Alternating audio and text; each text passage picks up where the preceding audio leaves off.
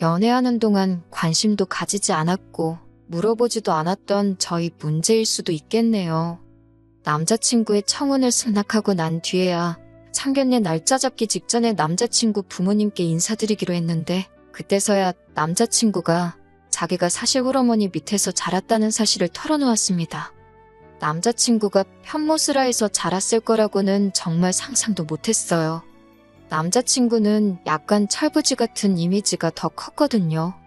남자친구 밑으로 여동생이 한 명 있으니 집안에서는 제일 큰 남자잖아요. 제 선입견일 수도 있지만 어쨌든 집안의 유일한 남자인데 믿음직스럽거나 어른스러운 모습이 별로 없었어요. 그런 선입견 때문에 남자친구 부모님이 두 분 다 계시겠다고 생각한 제가 다 부끄럽기는 했습니다. 왜 미리 말해주지 않았냐고 물어보기도 그렇더라고요. 왠지 편부모 가정에 대해서 제가 색안경을 쓰고 보고 있다는 느낌을 줄까 봐서요. 다행스럽게 남자친구는 말 안 해도 될 일 같아서 먼저 말 안 한 거라고 대충 웃으며 넘겼습니다. 여하튼 결혼 허락 때문에 남자친구를 저희 집에 먼저 소개시키게 되었습니다.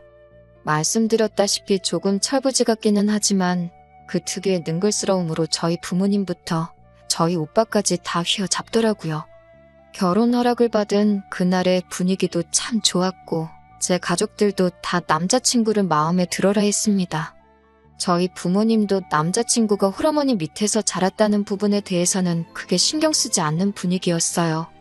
편부모 가정에 대해서 안 좋게 생각하는 어른들이 많다고 들었고 저희 부모님도 그런 사람들 중 한 명인가 노심초사했었는데 남자친구를 있는 그대로 봐주시니 다행이다 싶고 괜히 뿌듯하더라고요.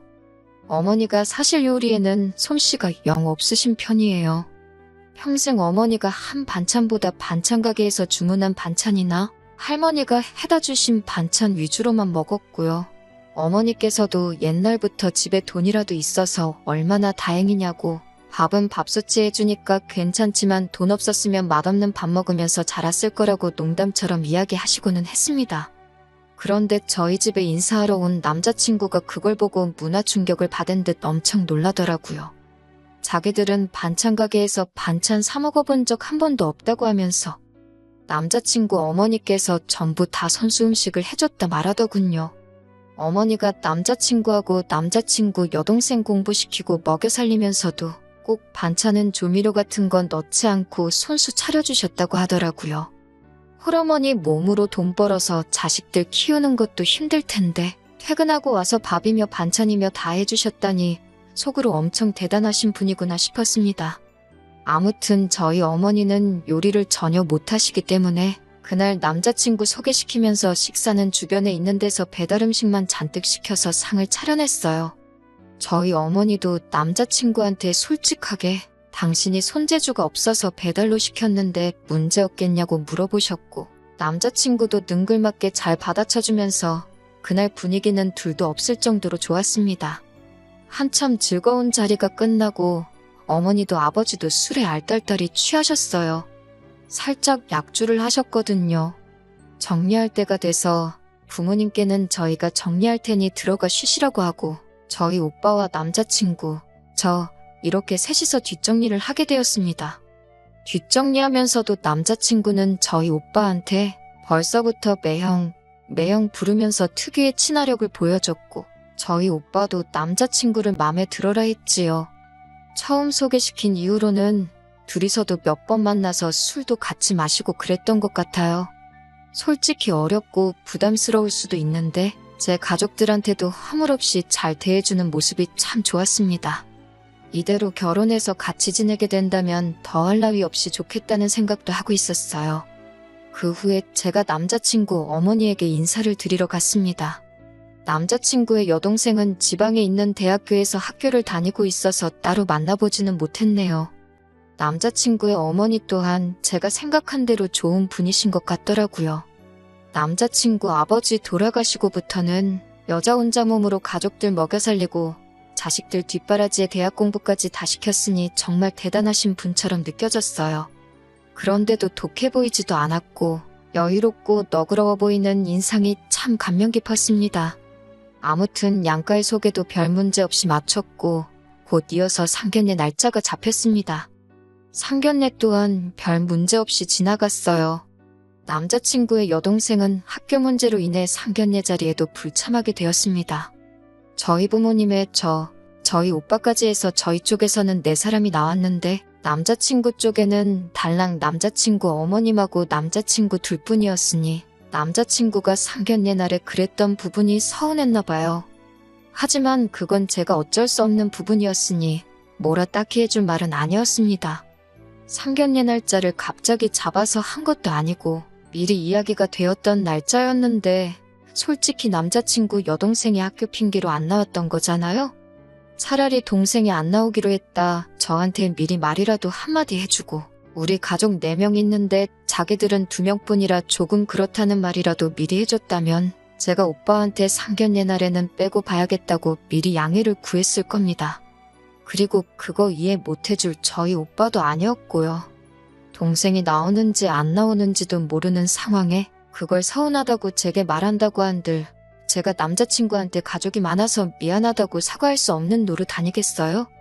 그래서 딱히 그 부분에 대해서 내가 생각이 짧았다는 말도 하지 않았고 그랬구나 하고 넘기고 있었습니다.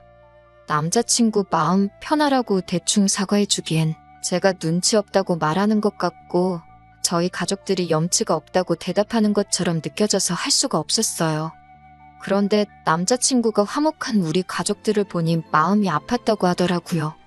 당장 자기 여동생도 상견례가 그렇게 큰 행사는 아니지만 가족이면 참석해 줄 만한 일인데 나와주지도 않았다고요. 제가 저희 부모님 보리차 같은 거 하나씩 챙길 때 우리 엄마는 챙겨주는 사람 하나 없어서 쓸쓸해 보였다고 하더라고요. 그 마음이 이해가 가다가도 안 가더라고요. 당장 지가 손이 없는 것도 아니고 발이 없는 것도 아닌데 자기 부모님 물 한 컵 챙겨주는 게 그렇게 어려운 일인가 싶었습니다. 그러니 남자친구는 엄마 입장에서 딸이 챙겨주는 거하고 아들이 챙겨주는 거하고 조금 기분이 다른 문제 아니겠냐 하더라고요.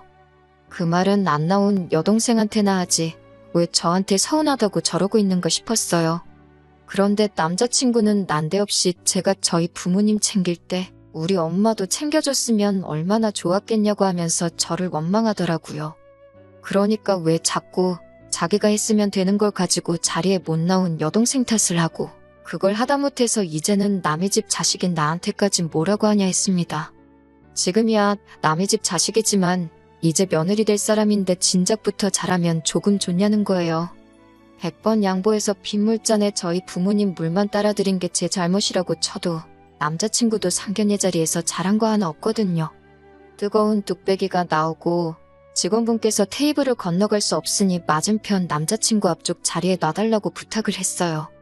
어려운 일 아니니까 저희 어머니가 그 뜨거운 뚝배기 받아서 옮겨주는데 남자친구는 그 상황에 일어나서 받을 생각은커녕 자기 앞에 놓인 밑반찬 접시 같은 것 정리해서 자리 만들 생각도 안 하고 언제 내려놓으시나 멀뚱히 보고만 있었거든요.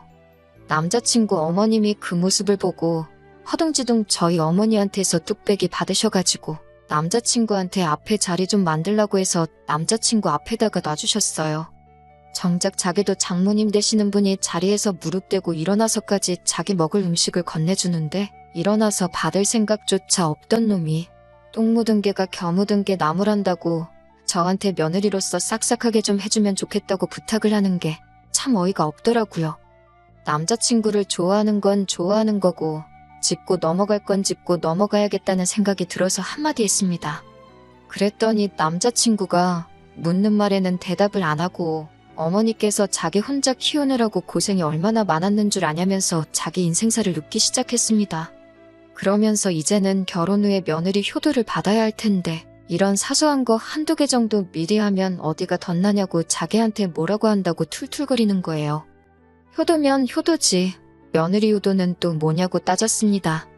그랬더니 어머니가 남편도 없이 혼자서 자식들 키우는데 얼마나 힘드셨을지 감히 예상이나 가냐고 하는 겁니다. 그런데 동생은 지방에 내려가서 공부하고 있고 자기까지 결혼해서 나가면 어머님이 혼자 남게 되지 않겠냐고 하더라고요. 며느리 효도에 어머님이 혼자 남게 되는 것까지 무슨 말을 하려는지 괜히 감이 오더라고요.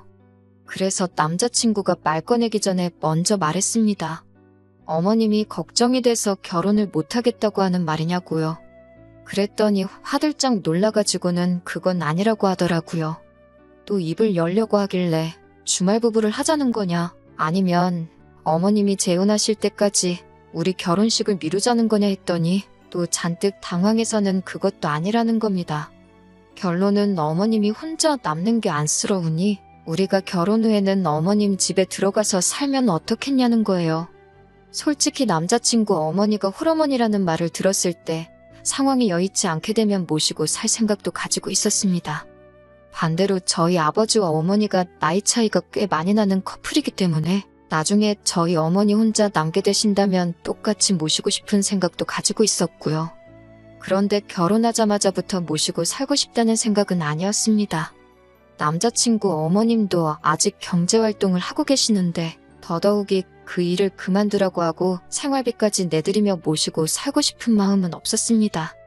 그리고 남자친구 말이 며느리 효도받고 며느리가 싹싹하게 이런 말 하는 거 보니 자기가 효도할 생각은 하나도 없고 전부 저한테 대리효도 시키고 싶은 마음밖에 없는 걸로 보이지 않았거든요.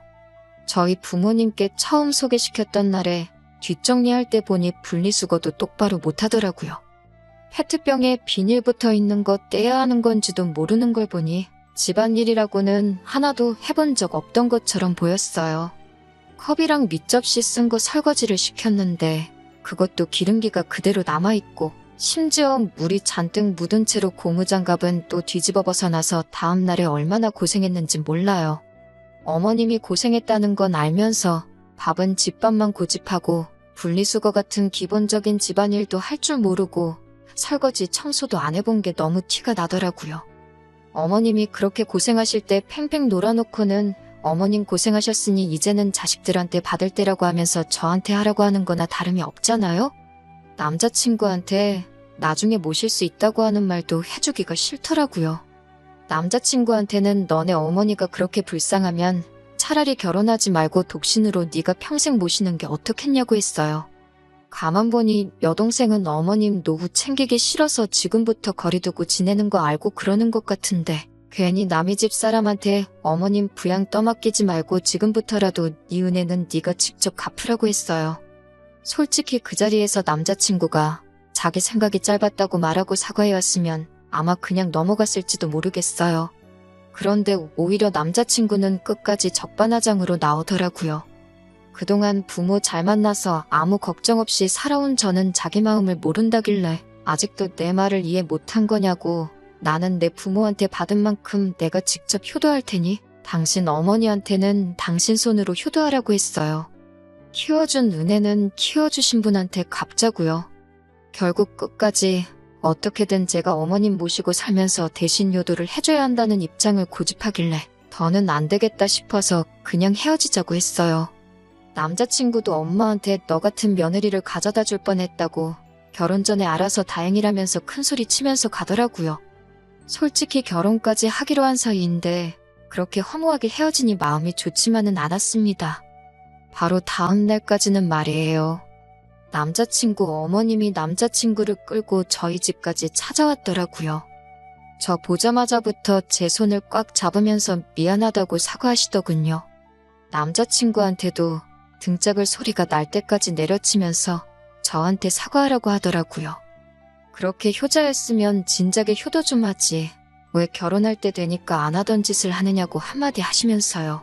전부터 그렇게 효자였으면 좀 좋았겠다고 제가 했던 말을 그대로 남자친구한테 하고 계시더군요. 어머님은 저한테 자기가 노후에 효도받을 생각도 없고 애들 대학 공부시키느라 힘들었지만 그동안 착실히 준비했기에 당신 노후 준비도 다 되어 있다고 남자친구가 말한 것처럼 모시고 살 필요도 없고 앞으로도 노후 같은 것 또한 제가 걱정할 거 하나도 없다고 하십니다. 아들놈이 왜 갑자기 저러는지는 모르겠는데 당신이 단단히 일러두었으니 걱정하지 말고 전날 일은 없던 일로 하면 참 좋겠다고 하시더라고요. 뒤에서 멀뚱멀뚱히 있던 남자친구 귀를 부여잡고 끌고 오셔서는 저한테 사과하라고 계속해서 시키더라고요. 남자친구 얼굴에는 사과하기 싫은 표정이 가득했는데 어머님이 계속해서 다그치시니 그제서야 어쩔 수 없이 미안하다며 고개 까딱 한 번 하고 그걸 사과라고 하고 있더라고요. 어머님이 이렇게까지 찾아와서 저한테 사과하시고 미안하다 하시는데 죄송했지만 남자친구의 사과는 받지 않았습니다. 오래 사귀었고 결혼하기로 했던 것과는 별개의 이야기인 것 같았어요.